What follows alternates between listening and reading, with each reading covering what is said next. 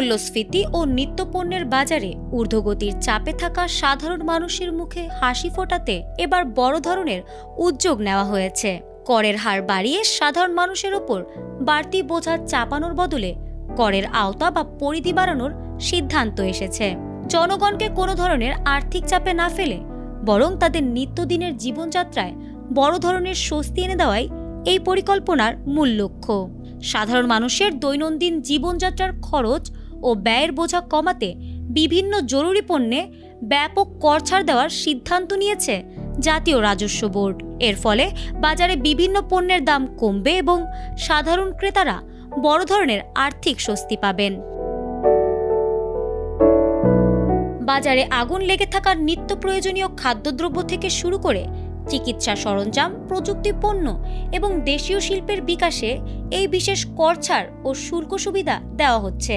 এই ছাড়ের বড় একটি অংশ থাকছে আমাদের প্রতিদিনের খাদ্য তালিকায়। চাল, ডাল, গম, আলু, পেঁয়াজ, রসুন ও ভোজ্য তেল সহ ৬০টিরও বেশি নিত্য প্রয়োজনীয় পণ্যের সরবরাহ পর্যায়ে অগ্রিম উৎসে কর বড় পরিসরে কমিয়ে মাত্র ০.৫% করার প্রস্তাব করা হয়েছে। এর ফলে পাইকারি ও খুচরা বাজারে এসব পণ্যের দাম অনেকটাই কমে আসবে। চিকিৎসা খাতেও সাধারণ মানুষের জন্য রয়েছে বড় সুখবর। জীবন রক্ষাকারী ওষুধের কাঁচামাল আমদানিতে কর মওকুফ করা হচ্ছে। এর পাশাপাশি হৃদরোগের চিকিৎসার জন্য ব্যবহৃত রিং, ক্যান্সার ও কিডনি রোগের ওষুধের ওপর থেকে আমদানির শুল্ক ও ভ্যাট সম্পূর্ণ প্রত্যাহারের সিদ্ধান্ত নেওয়া হয়েছে, যা মধ্যবিত্ত ও নিম্নবিত্ত রোগীদের চিকিৎসা খরচ অনেক কমিয়ে দেবে। নারীদের ব্যবহারের প্রসাধনী সামগ্রী বা কসমেটিক্স আমদানিতেও করের হার কমানো হয়েছে, যা এই খাতের পণ্যের দাম কমাতে সাহায্য করবে। সাধারণ মানুষের সংসার খরচ কমাতে বাজেটে আমদানি করা শিশুখাদ্য প্রস্তুত সামগ্রীর আমদানি শুল্ক ১৫% থেকে ১০% করা হচ্ছে। এতে দেশের বাজারে শিশুখাদ্যের দামও কমবে। প্রযুক্তি নির্ভর আধুনিক জীবনকে সহজ করতে ল্যাপটপ, কম্পিউটার, প্রিন্টার ও সিম কার্ডের ওপর করের হার কমানোর প্রস্তাব এসেছে।